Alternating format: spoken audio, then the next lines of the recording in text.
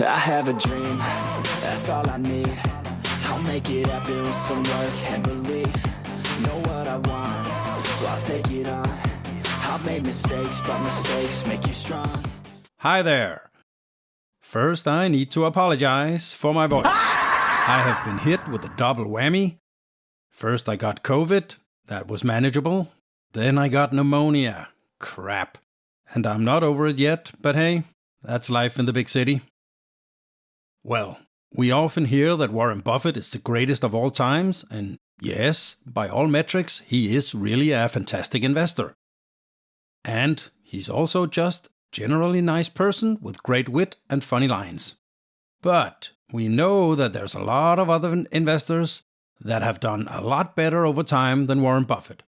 The first one that comes to mind is Jim Simmons. May he rest in peace. Jim was called the Quant King by his peers, and his medallion fund reportedly had 66% annual returns. 66% annual returns for 30 years. Try to imagine that for a moment.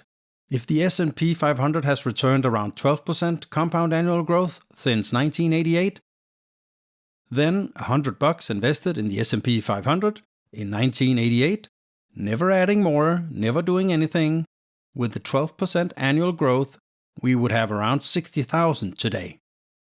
But if we could have invested the same $1,000 in Jim Simmons' medallion fund, we would have had almost $84 million. For comparison, Warren Buffett's Berkshire Hathaway has returned around 20-22% annually. And I might add, Jim Simmons used math to achieve his returns, where Warren's gains actually can be traced back to a few good choices. The point I'm trying to make is, what are the important ingredients in getting exceptional returns? It's actually a good point. And how Warren Buffett has made his fortune and paved the way for his firm, Berkshire Hathaway, into becoming almost a $1 trillion company. Well, Warren himself often says his investment form is really simple, and the reason not everyone else is doing it is because it requires ingredients that most people are not willing to use.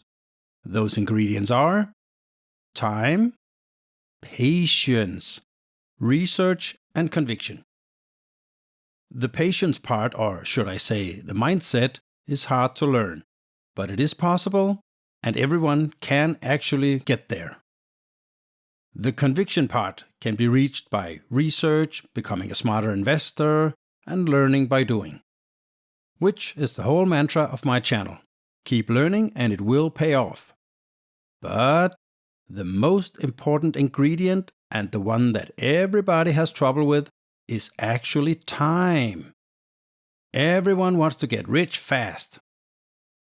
Few people realize that Warren Buffett has been investing for 82 years. Yes, that's right, 82 years. Warren Buffett started investing in 1942 at the age of 11. You went back to that day in 1942 because it was the day you purchased your first stock, which point out you were 11 years old then. And that day that I bought, March 11th, the Dow Jones cracked 100 on the downside. There was a 2% decline, which would be 500 points today.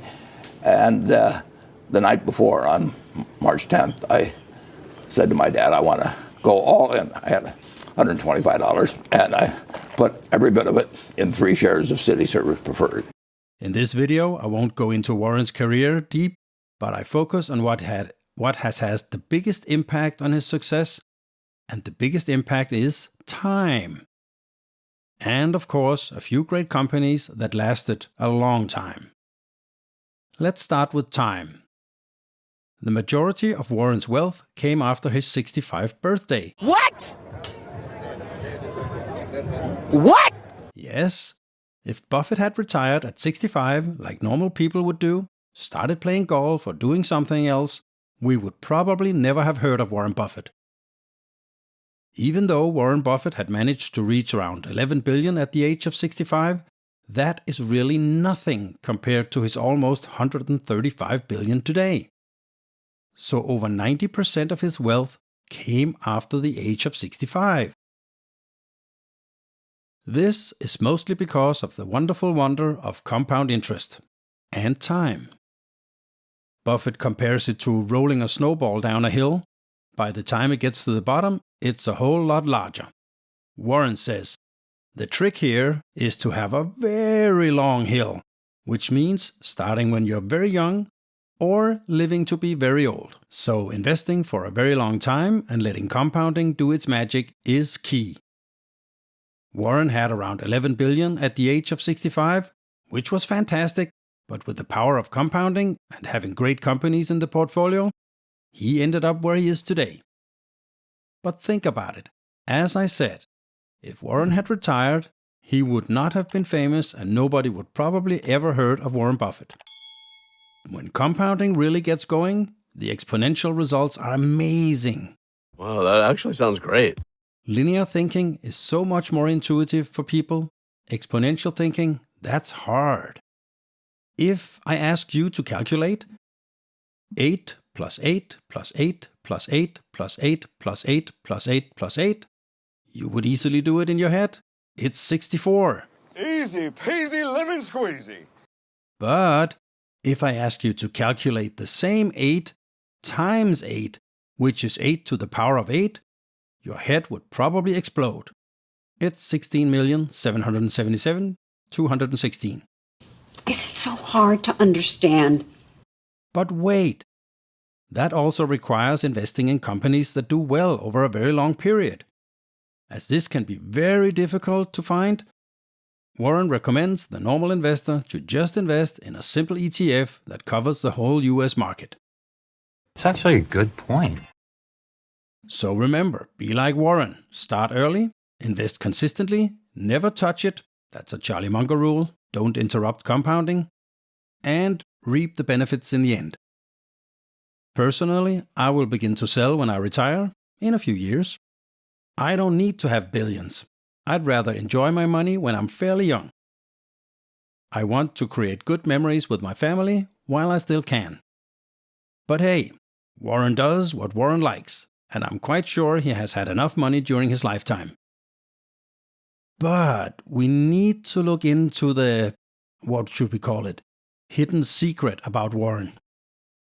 I really like Warren Buffett, and I admire his achievement. But I also need to tell the secret part of this story. Warren learned a lot from Benjamin Graham, actually also Charlie Munger. But as Benjamin Graham wrote in his book, The Intelligent Investor, I got very rich by picking GEICO as an investment. Was this luck or skill? Graham himself writes, he doesn't know. Probably a bit of both. In 1948, 12 years after GEICO was founded, Graham's company, Graham Newen, bought 50% of GEICO for around $712,000.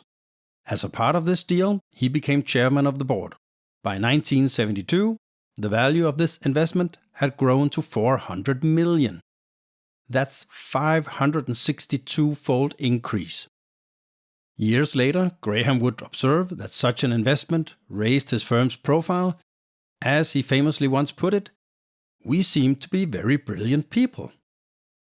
Even though this investment broke several of Benjamin Graham's own rules, including not putting more than 5% into any single company, GEICO was 20%, not holding on to companies that no longer meet the requirements of a value investment, GEICO was not one of those. Interestingly, the one company for which Graham threw out the playbook was also the company that accounted for most of his success. I misinterpreted the rules. It's what you must also say when caught cheating. I misinterpreted the rules. GEICO ended up returning more for Benjamin Graham than all of the other investment he made during the course of his career. Graham, in his own words, admits to the fact that one lucky and large bet on GEICO might have been the reason for all his investment success. And that brings us to Warren Buffett. His introduction to GEICO came in 1950, while he was still Graham's student at the Columbia Business School. Shortly after a trip to GEICO's headquarters in Washington, Buffett wrote a research report with a buy recommendation on GEICO. Buffett put his money where his mouth was and invested a little more than $10,000, about half his net worth at that time, About 2 years later, he sold his GEICO shares for around $15,000, but had he held them for 20 years, they would have grown into about $1.3 million. But this is where it gets interesting. Wow. In the mid-70s, GEICO ran into serious financial problems, the result of extremely rapid growth, combined with new government regulations such as no-fault insurance requirements. The stock fell from $61 per share in 1972 to a measly $2 per share in 1976. GEICO appeared to be headed for certain bankruptcy. Enter Warren Buffett. He had already earned the name the Oracle of Omaha, and due to his relationship with Graham, Warren was already on GEICO's board of directors. He was presented with a distressed company that he thought was capable of a smart and well-managed turnaround. So, Buffett's company, Berkshire Hathaway, began buying shares at slightly more than $2. This rebound story took hold sooner than most investors expected. In 1 year, the Buffett-backed GEICO returned to profitability. Through the years, Buffett has steadily increased Berkshire's stake in GEICO until he bought the remaining 49% in 1995. He paid around $2.3 billion for it. Since GEICO is no longer a publicly traded company and operates as a subsidiary of Berkshire, it is not possible to determine Buffett's exact gain. Some estimate, though, he profited more than $20 billion from his original investment in the company.